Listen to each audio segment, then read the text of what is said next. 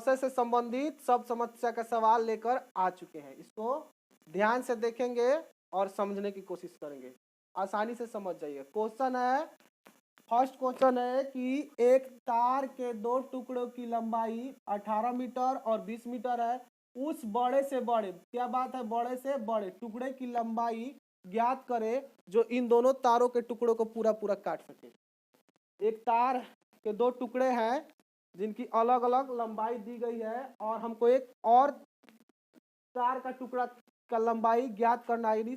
बड़ा से बड़ा उस तार का लंबाई कितना होगा अधिक से अधिक, कि जो इन दोनों तार के टुकड़े को पूरा पूरा माप सके, यानी काटने का मतलब है कि माप सके। तो हम पहले लिख लेते हैं कि एक तार की लंबाई कितनी है, तो 18 मीटर। दूसरे तार की लंबाई कितनी है, तो 20 मीटर। और हमको बड़े से बड़े तार की लंबाई जिससे दोनों तार के टुकड़े काटे जा सके 18 और 20 का मौसा होगा। यानी कि हम 18 और 20 का एचसीएफ निकालेंगे तो वही क्या होगा, तार का जो लंबाई आएगा इन दोनों टुकड़ों को बराबर बराबर माप लेगा, यानी पूरा पूरा काट देगा। तो हम गुणनखंड विधि से इधर निकाल देते हैं। 18 का गुणनखंड 2 गुने 3 गुने 3, उसी तरह 20 का गुणनखंड 2 गुने 2 गुने 5। अब हम दोनों में मिला रहे हैं कि कौन कौन सा जो संख्या है दोनों में कॉमन है, यानी कि शामिल है। देख रहे हैं कि इसमें भी 2 इसमें भी 2, दोनों को मिला लिए। अब कोई भी नंबर दोनों में शामिल नहीं है, तो इन दोनों 2 के बदले 1 2, यानी इसका 18 और 20 का मौसा आया 2। यही वो तार का बड़ा से बड़ा लंबाई होगा जो इन दोनों तार के टुकड़ों को पूरा पूरा काट सकेगा।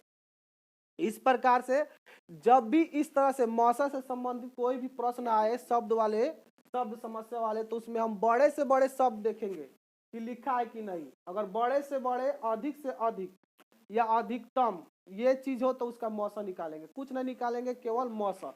अब जिस विधि से आपको मौसा आता है उस विधि से निकालेंगे, या तो गुणनखंड विधि से या फिर अपवर्तक विधि से या फिर भाग विधि से। दूसरा का क्वेश्चन है कि एक बाग है जिसकी लंबाई 36 मीटर और उसकी चौड़ाई है 20 मीटर। तो कह रहे हैं कि उसकी लंबाई और चौड़ाई दोनों को नापने के लिए वह बड़ी से बड़ी छड़ की लंबाई क्या होगी, यानी कि जो ये बाग का लंबाई जो 36 मीटर है और चौड़ाई जो 20 मीटर है, उस दोनों की लंबाई को मापने के लिए हमको कौन सा एक बड़ा से बड़ा छड़ की लंबाई क्या होगी जिससे इस लंबाई और चौड़ाई को पूरा पूरा माप ले। तो हम समझते हैं कि इसमें भी बड़ी से बड़ी बात आ चुकी है, तो हमको एचसीएफ ही निकालना है, यानी मौसा ही निकालना है। तो कुछ नहीं करेंगे, हमने यहाँ पे बाग की लंबाई लिख ली जो 36 मीटर है, बाग की चौड़ाई लिख दी जो 20 मीटर है। अब हम क्या करेंगे, बड़े से बड़े छड़ की लंबाई क्या होगी, 36 और 20 का मौसा होगा। हमने क्या किया, यहाँ पे 36 का गुणनखंड विधि से मौसा निकाला है, तो 36 का गुणनखंड की है 2 गुने 2 गुने 3 गुने 3। उसी तरह 20 का गुणनखंड 2 गुने 2 गुने 5। अब हम मिला रहे हैं कि दोनों में कौन कौन सा जो संख्या है दोनों में कॉमन यानी कि शामिल है। तो देखेंगे 2 2 इसमें भी है तो इसको मिला लिए, फिर ये 2 2 मिल रहा है तो इसको मिला लिए, बाकी के कोई भी अंक एक दूसरे में शामिल नहीं है। तो हम क्या करेंगे, इन दोनों 2 के बदले 1 2 और फिर इन दोनों 2 के बदले 1 2 और दोनों को गुना करेंगे तो आया 2 दूनी 4 यानी 4 मीटर।